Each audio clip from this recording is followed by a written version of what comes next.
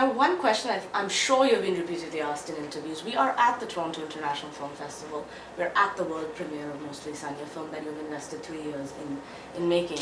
Yet the subject of the documentary is nowhere to be found. She's missing in action. So the obvious question is, why is that the case, Dilip? Well, that's a very good question, of course.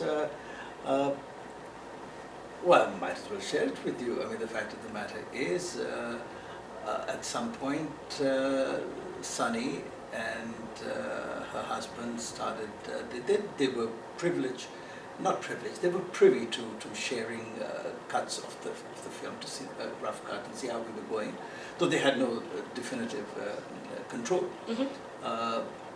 And at one point there was a request from their camp saying they're not comfortable with the nudity. And I said, hello, like, what do you mean? What nudity? There was some archival material that we had used. And they said, well, could you possibly blur it? And I said, that doesn't quite make sense. I mean, the film, after all, is about a former porn star, and a former porn star without some degree of frontal nudity is going to be, hello? It's like doing a film on Mercedes-Benz and not showing the star, which is the most, it just doesn't make sense. So, and I think so, we agreed to disagree. I was not going to remove, because the film is not, it's not a film, it's not a pornography film at all, it's a documentation of a life.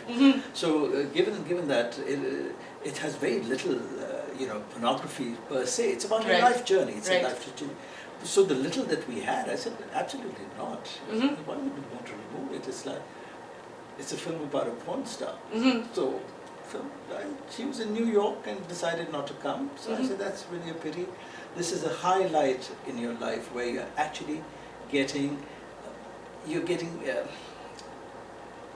patted on the back for being a person. You're out here, you keep on talking about being unapologetic. Here you're showing it. You own this film now and here, and you're not coming. And that was a travesty, I felt. But I'm told that the newspapers in India and the TV channels, they're having a field day with this. Which is unfortunate for her, but for me it's wonderful. Let them talk publicity. About it. I mean, any publicity is good publicity. But this was her day. This was a culmination of 3 years of a collaboration where she's been never ever in the 3 years, whenever we were 2.5 years we were shooting, not once did she say, oh, could you edit that? Please stop the camera. I made an error by saying that, or I was too hasty.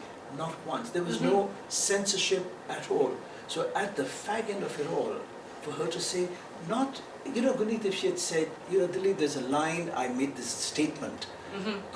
I'm not comfortable with it. I said fuck, or I said shit, or I can understand that. But she said to blur her breasts.